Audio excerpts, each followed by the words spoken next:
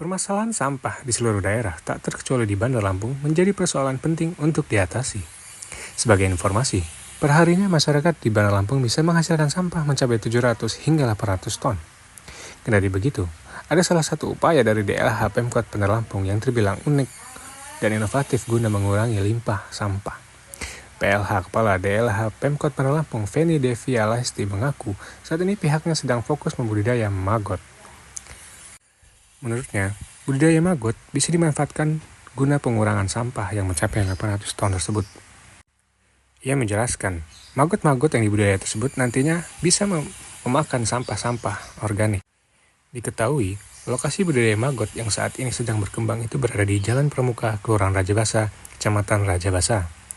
Dalam hal ini, ia menyebut kebanyakan sampah yang dihasilkan oleh masyarakat 60-70% itu merupakan sampah organik. Meskipun belum terlalu banyak, setidaknya maggot yang dibudidaya sudah bisa mengurangi sampah yang ada. Feni mengatakan, pihaknya menurunkan langsung petugas dari DLH dan memanfaatkan sumber daya manusia yang ada di sekitar. Sejauh ini, ia mengaku telah banyak masyarakat yang tertarik untuk melakukan budidaya maggot sebagai upaya pengurangan sampah. Selain budidaya maggot, pihaknya juga melakukan penanganan seperti pembuatan pupuk kompos dari sampah-sampah organik, yakni dari sampah buah-buahan dan sayuran.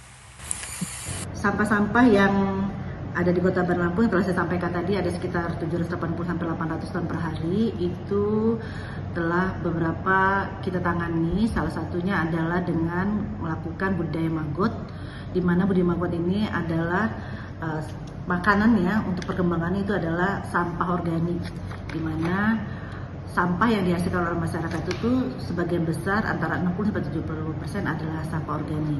Jadi sampah organik ini yang kita manfaatkan untuk budidaya maggot yang lokasinya teman-teman bisa lihat itu di Pramuka. Selain budidaya maggot, kita untuk sampah organik juga kita melakukan penanganan pembuatan kompos. Jadi pembuatan kompos itu sebagian besar adalah sampah-sampah dari dedaunan yang itu bermanfaat untuk kesuburan tanaman. Dan juga kita dari buah-buahan, sayuran itu juga yang merupakan sampah organik juga kita membuat atau mengolahnya menjadi pupuk organik yang teman-teman bisa lihat di Kalpataru. Demikian, terima kasih.